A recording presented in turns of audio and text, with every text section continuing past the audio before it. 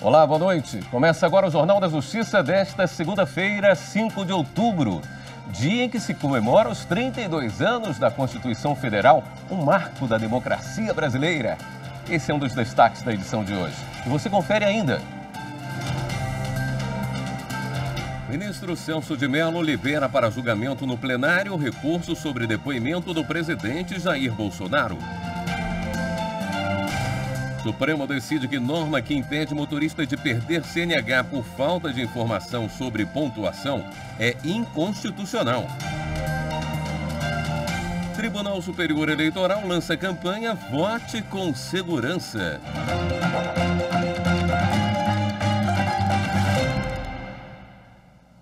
O ministro Celso de Mello, do Supremo Tribunal Federal, liberou para julgamento no plenário da Corte um recurso da Advocacia Geral da União que pede que o presidente Jair Bolsonaro deponha a Polícia Federal por escrito.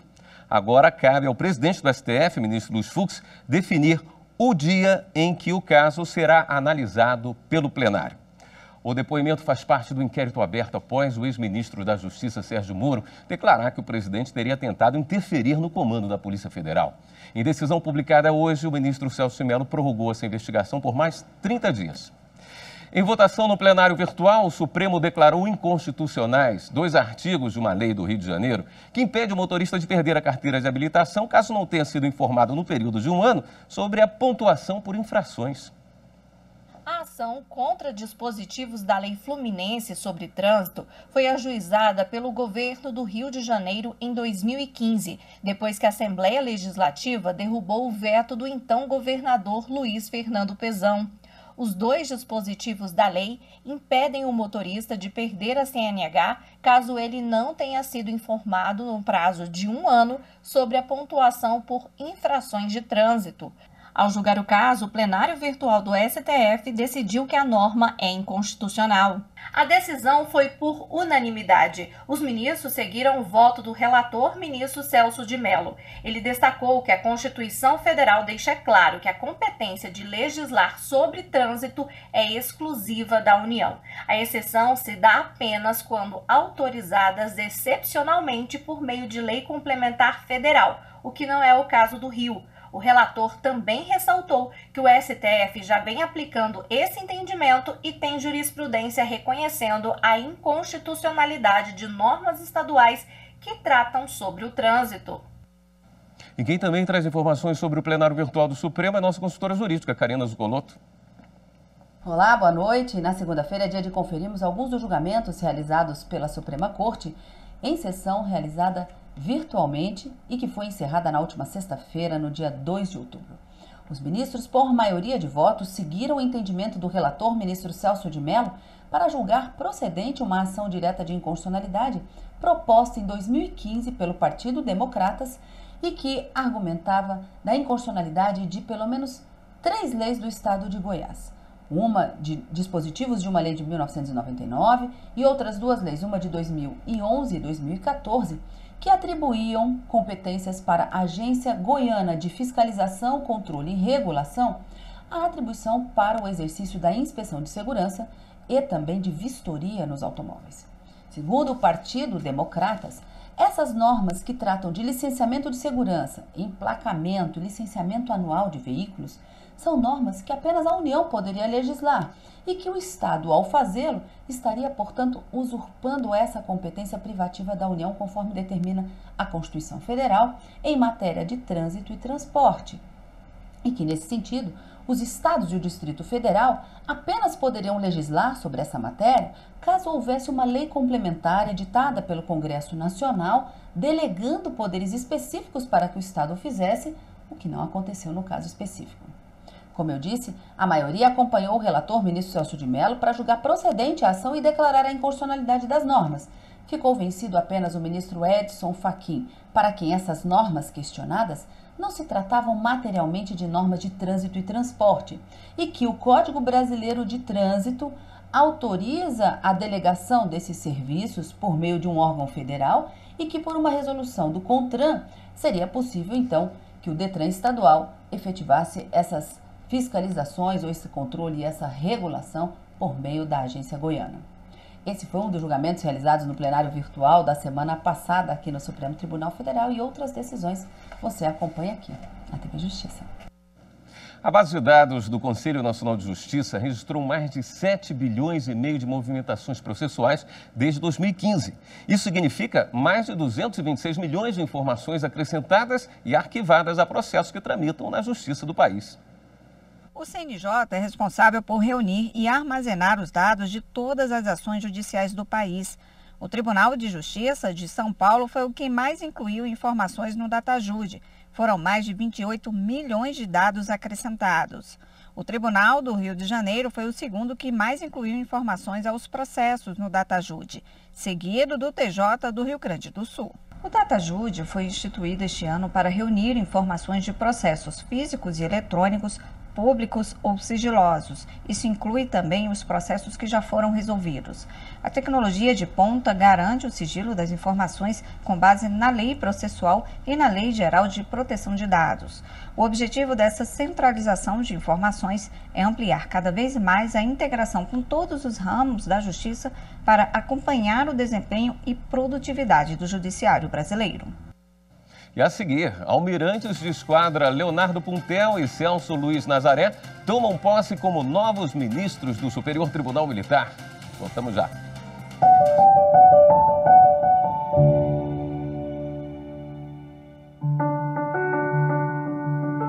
Os julgamentos do Poder Judiciário, proferidos em ambiente de serenidade, não podem deixar-se contaminar, qualquer que seja o sentido pretendido, por juízos paralelos, resultantes de manifestações da opinião pública, que objetivem condicionar o pronunciamento de magistrados e tribunais.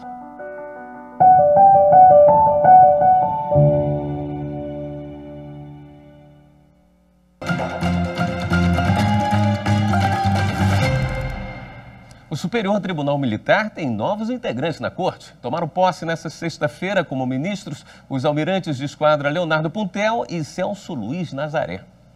Os protocolos de cerimônias anteriores com plenário lotado foram substituídos pelas normas de segurança. Uma posse no gabinete da presidência do tribunal com um número restrito de pessoas, todas protegidas com máscaras e distantes umas das outras. Os novos integrantes da Corte do Superior Tribunal Militar ocupam as vagas destinadas à Marinha. Os dois são almirantes de esquadra, Leonardo Puntel e Celso Luiz Nazaré. As boas-vindas quem deu foi o presidente do STM, ministro Marcos Vinícius Oliveira dos Santos, que ressaltou ter como colegas de corte, colegas da Marinha do Brasil. Iniciam uma nova e instigante missão, qual seja buscar a aplicação da melhor justiça para os nossos jurisdicionados e zelar implacavelmente pela hierarquia e disciplina nas nossas Forças Armadas. Vossas Excelências poderão, em breve, sentir que a missão é complexa, mas extremamente gratificante. E no meu caso especial, a todos esses sentimentos, soma-se a emoção particular de dar posse a dois companheiros e amigos das lides navais e do nosso querido Cais Norte. Recepcioná-los e condecorá-los com a nossa comenda da Ordem do Mérito Judiciário Militar, no grau Gran Cruz, é evento de muito simbolismo para este velho marinheiro. O almirante de esquadra Leonardo Puntel nasceu em Belo Horizonte, Minas Gerais. Entrou para a Marinha em 1973. A promoção para o posto de almirante ocorreu em 2016. Entre os principais cargos ocupados foi chefe de assuntos estratégicos do Estado-Maior Conjunto das Forças Armadas, diretor-geral de navegação e comandante de operações navais. O almirante de esquadra Celso Luiz Nazaré é natural do Rio de Janeiro. O ingresso na Marinha foi em 1974. Destaque para os seguintes cargos ocupados: adido naval nos Estados Unidos e no Canadá, diretor-geral do pessoal da Marinha e chefe do Estado-Maior da Armada. Os dois receberam diversas condecorações ao longo da carreira e agora incluem no currículo o ingresso na justiça mais antiga do país. Ao prestar o meu solene compromisso de posse, reafirmo aos meus pares dessa bicentenária corte, que com competência singular conduzem os processos da Justiça Militar, a minha satisfação em fazer parte da mais antiga Corte de Justiça do Brasil e afiançar-lhes o meu comprometimento na busca da excelência dos julgamentos aqui executados, sedimentados nos meus anos de serviço à Marinha do Brasil e à Pátria. Posso sentir a energia e a amizade de todos, como se aqui estivessem fisicamente presentes ao meu lado. Ao tomar posse no cargo de ministro do Superior Tribunal Militar, externo a imensurável felicidade e o orgulho pela oportunidade de compor o egrégio colegiado da mais antiga Corte de Justiça do nosso país. Hoje, após 46 anos de uma carreira repleta de realizações, dou início a uma nova singradura. Um desafio motivador que renova meu comprometimento na defesa dos preceitos condicionais e servidão ao Brasil. Cônscio da grandeza e da complexidade das tarefas que serão apresentadas, afianço a constante busca na tomada de decisões justas e imparciais, sempre baseadas nos princípios legais vigentes. Com a pandemia do novo coronavírus, a vida de todo mundo mudou. E as eleições também. Em 2020, você vai votar de uma forma diferente. Para evitar confusão, o Tribunal Superior Eleitoral desenvolveu a campanha Vote com Segurança. Dias 15 e 29 de novembro, onde houver segundo turno, mais de 147 milhões de brasileiros vão às urnas. Mas as eleições 2020 vão ser diferentes. Agora, atitudes como passar álcool em gel e manter distanciamento social de mesários e eleitores vão fazer parte do processo de votação. Para o eleitor não ficar confuso na hora de escolher os representantes, o Tribunal Superior Eleitoral desenvolveu a campanha Vote com Segurança. Os mesários são treinados para cumprir os protocolos de segurança. Teremos horário diferenciado, distanciamento social, uso de máscaras e protetor facial, álcool gel e todo o ambiente higienizado. A Justiça Eleitoral está preocupada em evitar aglomerações e a disseminação do coronavírus nas mais de 401 mil sessões eleitorais em todo o Brasil. Uma das medidas é determinar um horário preferencial para idosos votarem. O horário de votação será das 7 às 17 horas. Eleitores com mais de 60 anos terão horário preferencial das 7 às 10 horas. E o protocolo sanitário da Justiça Eleitoral tem um ponto muito importante. Se estiver com febre no dia da eleição ou tiver contraído Covid-19 14 dias antes, não saia de casa. Os vídeos e spots da campanha estão disponíveis no site tse.jus.br. Confira, siga os protocolos sanitários da Justiça Eleitoral e vote com segurança. 29 empresas de tecnologia vão apresentar propostas para a criação do voto pela internet. A implantação do novo sistema está sendo estudada pelo Tribunal Superior Eleitoral. Os testes e simulações serão feitos em 3 municípios nas próximas eleições.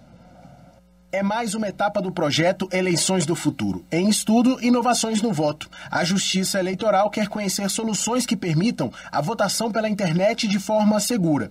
29 empresas de tecnologia vão apresentar os projetos de forma gratuita no dia 15 de novembro, data do primeiro turno das eleições municipais.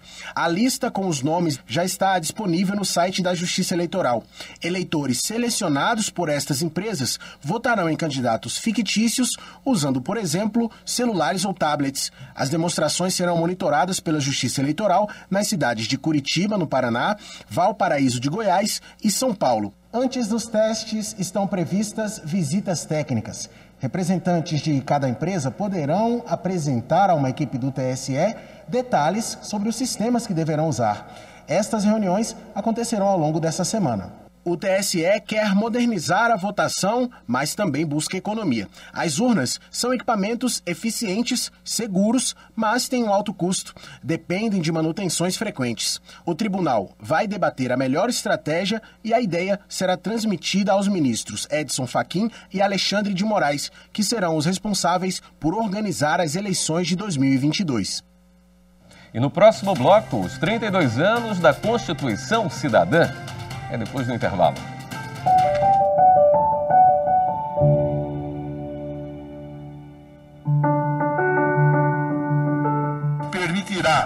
esses milhões de brasileiros que hoje sofrem e que hoje se acham postos à margem da vida, o exercício concreto de um direito básico e inalienável, que é o direito à busca da felicidade e também o direito de viver com dignidade.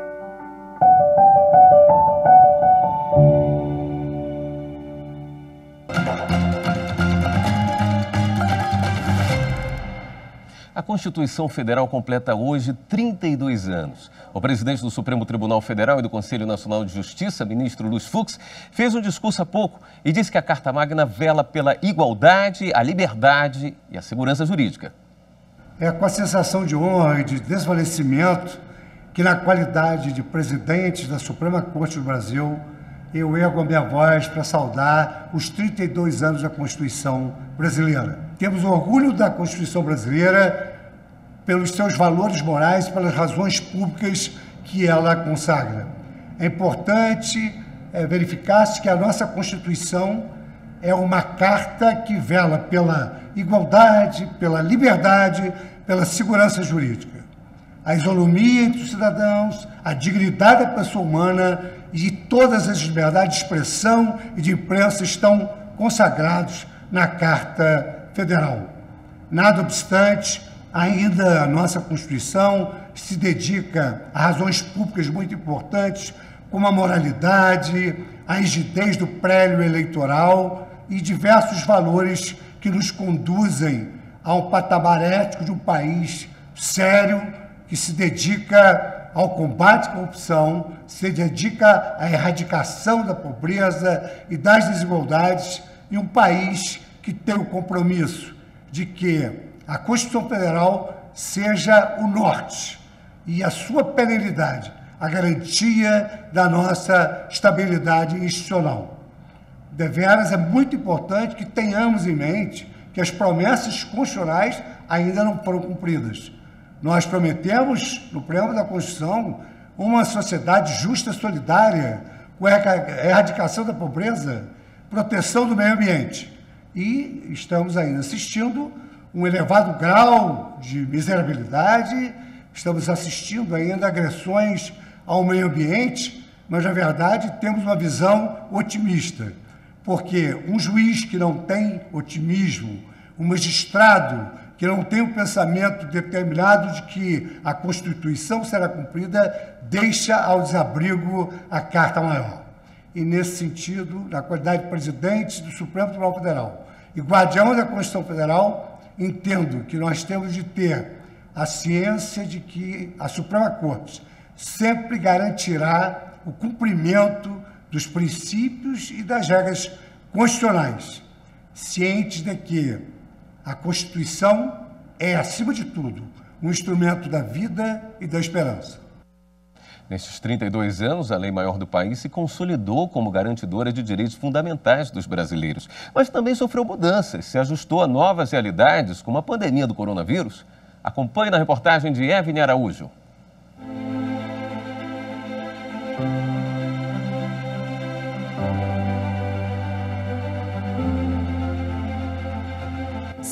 Meses e um mundo completamente diferente. E não foram apenas 214 dias que se passaram, mas sim como eles passaram. Coronavírus, pandemia, quarentena, isolamento, testes, vacina.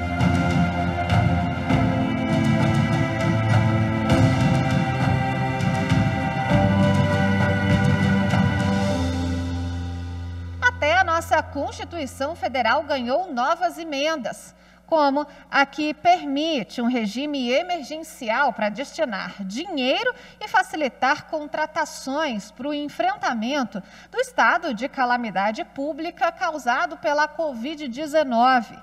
A Carta Cidadã precisou ser modificada para cumprir sua maior função, cuidar dos direitos dos brasileiros. Hoje, 5 de outubro, a lei maior do país completa 32 anos. Declaro promulgada o documento da liberdade, da dignidade, da democracia da justiça social. Imagina o tanto de coisa que mudou de lá para cá. Por isso, a Constituição sofreu alterações ao longo dos anos. Mais precisamente, 116 vezes. O número de emendas aprovadas nessas 3 décadas. Na lista, mudanças profundas, como a reforma do Judiciário de 2004. Outras foram polêmicas, como a reforma da Previdência. E algumas ainda estão em discussão, como as reformas administrativa e tributária. Há ainda quem proponha uma nova Constituinte. Por telefone, o ministro Marco Aurélio, do Supremo Tribunal Federal, comentou essas tentativas. No Brasil, nós não precisamos de mais leis de Constituição nova. O que nós precisamos é de pessoas, principalmente homens públicos, que observem o ordenamento jurídico em vigor, deem concretude a esse ordenamento jurídico. Isso passa por uma mudança cultural, afastando-se aquele famoso jeitinho brasileiro quando se tem um interesse envolvido em uma controvérsia. A Constituição Federal de 1988 continua sendo a principal garantidora de direitos no país. Numa perspectiva histórica de vida coletiva, esse marco dos 32 anos ainda é muito curto. E o fato e o certo é que essa Constituição, de tão meritória, fez do Estado Democrático de Direito o seu princípio maior, o princípio dos princípios dela. Constituição estruturalmente meritória como essa, intrinsecamente boa como essa, nossa, impossível. Feliz aniversário para ela. Em nota, o presidente do Superior Tribunal Militar, Marcos Vinícius Oliveira dos Santos, destacou que nesses 32 anos, alguns objetivos traçados pela Constituição foram plenamente alcançados. Entre eles, as eleições limpas e o pluripartidarismo. E por falar em eleições, por causa da pandemia, houve mudança na Constituição para alterar as datas, mas o direito ao voto está garantido. O país é aquilo que a gente consegue fazer ao longo do tempo. E uma forma de participar da construção de um país é votando. E teremos eleições agora nos dias 15 de novembro e 29 de novembro. Hoje, 5 de outubro, também é a data que se comemora a criação do Superior Tribunal de Justiça. Guardião dos direitos dos cidadãos, o Tribunal da Cidadania foi criado com a missão de uniformizar a interpretação da lei federal em todo o país. 5 de outubro de 1988, um dia que a história do Brasil ganhou muito mais que um novo capítulo. Declaro promulgada. A Constituição Federal, erguida pelas mãos de Ulisses Guimarães, era o símbolo de um momento crucial dessa história brasileira. O país deixava para trás o tempo do regime militar e iniciava o processo de redemocratização do país. Tive a honra, pelo destino, de conduzir esse processo. A Constituição de 1988, ela vem iniciar a proteção dos direitos sociais.